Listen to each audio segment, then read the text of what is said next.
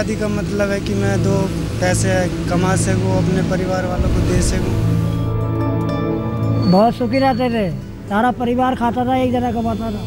आज सारा परिवार कमा रहा तो भूखे मर।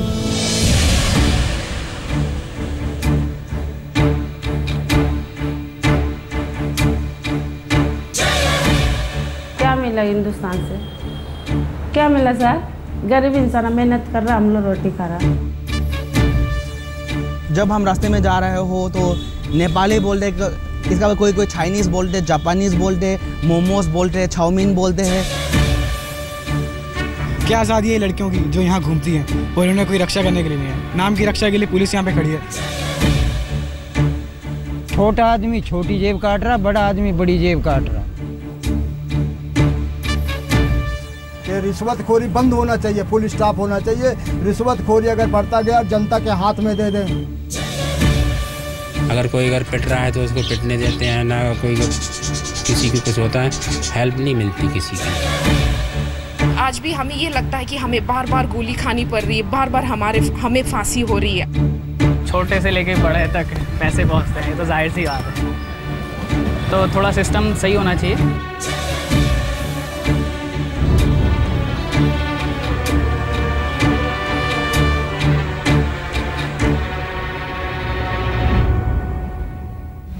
ये दाग दाग उजाला, ये शब गजीदा सहर, वो इंतजार था जिसका, ये वो सहर तो नहीं।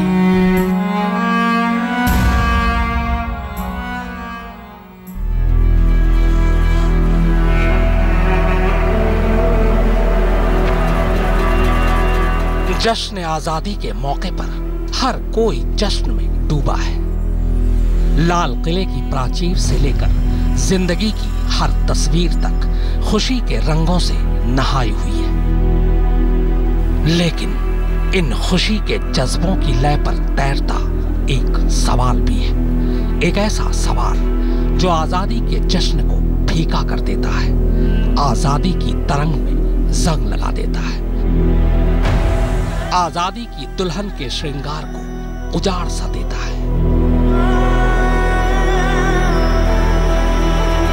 सवाल यह है कि अगर हम आजाद हैं तो फिर आजादी के इतने बरस बाद भी वतन में अपने ही गुलशन उजाड़ने का सिलसिला क्यों नहीं थमा है? हम यहाँ आए तो हमें जैसे कोई बोलते हैं कि तुम चीनी हो, कि बचपन से हम तो अपने आप को भारतीय मान के आए हैं। अगर कोई हमें चीनी बोले तो हमें खराब लगता है, कोई हमें नेपाली बोलते हैं। क्यों बदनाम गलियों में आज भी जिस्मों का आजादी से सौदा होता है? हिंदुस्तान में 15 अगस्त की आज़ादी तो बहुत मायने रखती है, हमारे लिए तो है नहीं। हिंदुस्तान आज़ाद हुआ बोल के बहुत मजबूरी है यहाँ की औरतों में। और ये उम्मीद 100 रुपये कमाएगी तो 100 रुपये मेरे होना, ऐसी उम्मीद होना चाहिए इन औरतों में।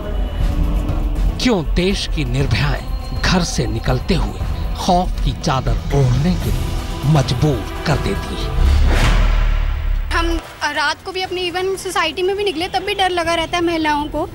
और कानून तो बन जाते हैं, उन्हें फॉलो अप भी किया जाता है, पर लोगों को डर नहीं है। क्यों भाई भाई का लहू पी रहा है? हम कहने के लिए आज़ाद हो चुके हैं, लेकिन अभी क्या है, हिंदू मुस्लिम में लड़ाई हो रही है, भेदभाव के लेके हम वहीं पर जकड़े हुए हैं। कोई आज़ादी थोड़ी ना है कुछ। क्यों बच्चे आज भी हाथों में कटोरा लिए चाचा नेहरू का प्यार ढूंढते रहते हैं? स्कूल जाने का मन करता है? स्कूल जाने का मन नहीं करता? क्यों देश का किसान खुद को मारने के लिए मजबूर हो जाता है? क्यों मेहनत कशों की मेहनत पर दौलतमंदों का कब्जा है? मैं ये समझती हूँ कि yes, on paper it is documented that कि हमारे देश जो है भारत है वो आज़ाद हो चुके हैं। बट जब आप बात करते हो जो सोच विचार में, रहन सहन, जो अपॉर्चुनिटीज़, इक्वल अपॉर्चुनिटीज़ के बारे में जब आप सोचते हो तो मुझे नहीं लगता कि आज इंडिया आज़ाद है। क्यों आज़ाद भारत में 2 भारत दिखाई देते हैं? एक वो भारत जो ऐशो आराम के बिस्तर पर चैन से सोता है, और दूसरा फुटपाथ की तपती जमीन पर अपनी आजादी का जश्न मनाता है। तो सस्ता जमाना था जब सुखी थे, अब इतनी महंगाई हो गई है, इतना कमाते भी हैं फिर भी भूखे मर रहे हैं। पहले 1-2 रुपए कमाते थे, बहुत होते थे, खाए नहीं जाते थे। हाँ, अब 200 कमा लो, 300 कमा लो, वो भी कम पड़ जाते हैं। सवाल है, आजादी के इतने बरस बीत जाने के बाद भी कोई राजनीतिक पार्टी क्यों अच्छे दिन का वादा कर जीत जाती है? क्या आजाद भारत के लोग अब तक अच्छे दिन से महरूम थे? जिस तरफ निगाह डाल लीजिए, सवाल दर सवाल, सैकड़ों सवाल जो आजादी के जज्बे को कमजोर सा कर देते हैं। क्या हम वाकई आजाद हुए हैं? इस आजादी से कौन आजाद हुआ? किसके अंधेरे घरों में इस आजादी के सितारे चमकते रहे और किसकी दुनिया आज भी अंधेरे में सर पटक रही है? आजाद भारत सवाल पूछ रहा है, बोलो बोलो, सही मायने में आजाद कौन है? मेरा भारत मौन है। यह तस्वीर दिल्ली के इकलौते red light area GB road की है।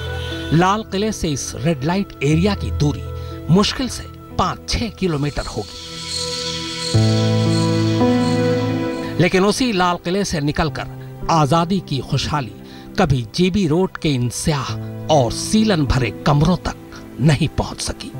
गुलाम जिस्म आजाद हो गया, मगर आजाद तन के खरीदार आज भी बाजार में घूम रहे हैं। कि कहीं भी चलो रास्ते में खुलेआम नहीं घूम सकते, नहीं कहीं आ सकते, नहीं जा सकते। जो कहीं इधर उधर जानने वाले हैं वो टोक देते हैं, तो यही कहते हैं तो फलानी जगह की है, ये तो वहाँ से आई है, ऐसे ऐसे बोलते रहते, यही दिक्कत है। अच्छा, मतलब समाज में सर उठाकर नहीं जी सकते? नहीं जी सकते। अगर थोड़ा सा भी हम जैसे कि बोल भी दें कि भाई साहब हटो, अरे तो वहाँ की है, भैया कैसे बोल रही है, ऐसे भी बोलते हैं। इतनी आज़ादी भी गनीमत है कि सांस लेता हूँ, बात करता हूँ। अकबर इलाहाबादी ने ये शेर जाने कब और किन हालात में कही, लेकिन आज आज़ादी के इतने साल बाद भी जब अपने चारों ओर बहुत सारे उकताए चेहरों को देखकर ये लगता है कि ये शेर आज भी उतना ही मौजूद है जितना अपने कहे जाने के वक्त। जाहिर है आज़ादी को लेकर जो ख्वाब देखा गया था उसमें कहीं ना कहीं कोई ना कोई कमी जरूर रह गई।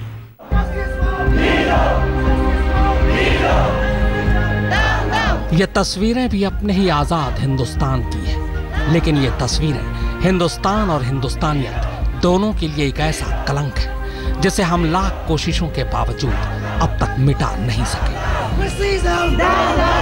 सारे जहां से अच्छा हिंदुस्तान हमारा, हम फख्र से कहते हैं, मगर उसी हिंदुस्तान के अपने हिंदुस्तानियों को हम बस रंग, रूप, भाषा, बोली की बिना पर पराया बनाने में भी देर नहीं लगाते। हिंदुस्तानी को चीनी और नेपाली तक बना देते हैं। बहुत दिल छूने वाली बात है कि जब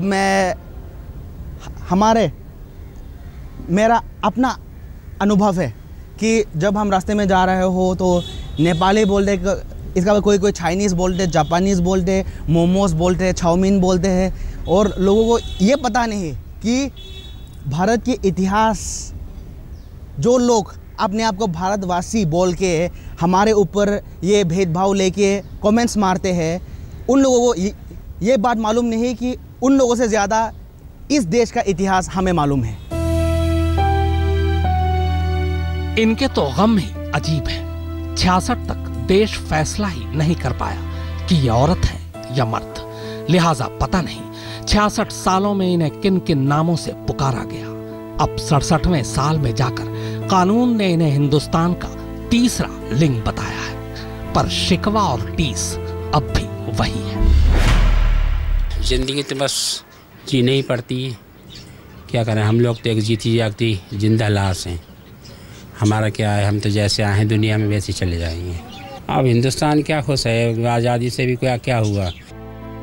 मुश्किलों से गुजर कर असली आजादी की राह तकने वाले इतने भर नहीं हैं। मुश्किलों से गुजर कर असली आजादी की राह तकने वाले इतने भर नहीं हैं। इनसे मिली यह है करण सिंह, 66 के हो चुके हैं, यानी अपनी आजादी से बस 1 साल छोटे। दिल्ली के दिलशाद गार्डन में रहने वाले करण सिंह उस उम्र में रिक्शा चलाकर अपना और घर वालों का पेट पालने को मजबूर है, जिस उम्र में खुद भारत सरकार लोगों को रिटायर कर देती है। सवाल यह है कि क्या करण सिंह अपने रिक्शे के पहियों की रफ्तार आजादी की रफ्तार से सचमुच कभी मिला पाएगा?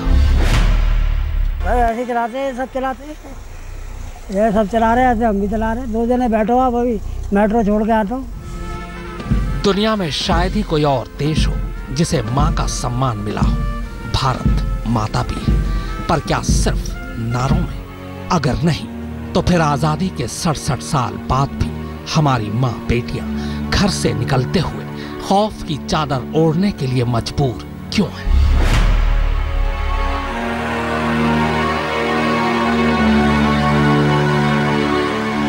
Parents sitting in Chandigarh, they don't feel that safe regarding us. They are worried all the time that the girl is there alone and she'll be not safe in Delhi. एक नॉर्थ ईस्टर्न होते हुए मेरे mummy papa और भी ज़्यादा concern होते हैं कि मैं अगर निकली हूँ घर से, अगर थोड़ा लेट हो गया है, क्या मैं सेफली आ पाऊँगी? कि जितनी भी आप सिक्योरिटी प्रोवाइड करो, एट द एंड लड़की को खुद को ही अपने आप को प्रोटेक्ट करना है। एक टूटी हुई जंजीर की फरियाद है हम, और दुनिया समझती है आज़ाद हैं हम। आज़ादी का जश्न मनाते हुए सालों गुजर गए और तरक्की भी हमने लाख कर ली, लेकिन कुछ कड़वे सवाल आज भी हमारा पीछा ठीक वैसे ही कर रहे हैं जैसा आदिम के जमाने में करते होंगे। एक तो गरीबी की मार, ऊपर से आगे निकलने की अंधी दौड़ में पिसते लोग। हालत यह है कि जो अनपढ़ है वो भी हालात के मारे हैं, और जो पढ़े लिखे हैं उनका भी कोई पुरसाने हाल नहीं। फिर चाहे वो किसी नुक्कड़ पर पतंग बेचते 54 साल के दिनेश हो, या फिर आर्ट कॉलेज का क्रांतिकारी स्टूडेंट राकेश कुमार।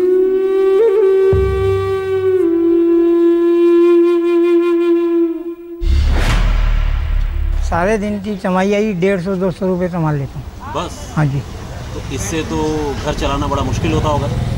अकेला आदमी हो तो टेंशन तो है नहीं, फ्रीडम है ही नहीं। अभी आप किसी ने गैलरी लगाई, एक महंगा आर्टिस्ट है और एक बढ़िया सा आर्टिस्ट है जिसने गैलरी लगाई और उसने प्रमोट करने के लिए अमिताभ बच्चन को बुला लिया, है ना। तो क्या है कि उस समय मैंने रिएक्शन देखा है उस आर्टिस्ट का जो बहुत फेमस है। उसने क्या किया कि एक महान हस्ती सामने है, उसको प्रमोट कर रहा है, उसके साथ इधर उधर है, लेकिन एक बच्चा जिसकी कोई वैल्यू नहीं है, जो बहुत गरीब फैमिली से बिलोंग करता है, वो उसके टच हो गया। सो उस आर्टिस्ट ने उससे पीछे से, मतलब कि उसका भी तो एक मन है ना कि अमिताभ बच्चन के साथ फोटो खिंचवाए। नौजवान राकेश तो जोश में बोल गया, लेकिन तजुर्बों की झुर्रियों में लिपटे चाय वाले चंद्रभान की जुबान सच बोलने से पहले ही लड़खड़ा गई। वो भी तब जबकि एक चाय वाला ही देश के सबसे ताकतवर यानी प्रधानमंत्री की कुर्सी पर बैठा है। नहीं तो मंडी हाउस में सालों से चाय की दुकान चला रहे चंद्रभान दिल्ली की पटरी पर दुकान लगाने की कीमत 5,000 बताते बताते अचानक यूं खामोश नहीं हो जाते। 5,000 का खर्चा जब बैठा मैं इस पे। अच्छा, किसको देते 5,000 रुपए? भाई ये मान लो जी कि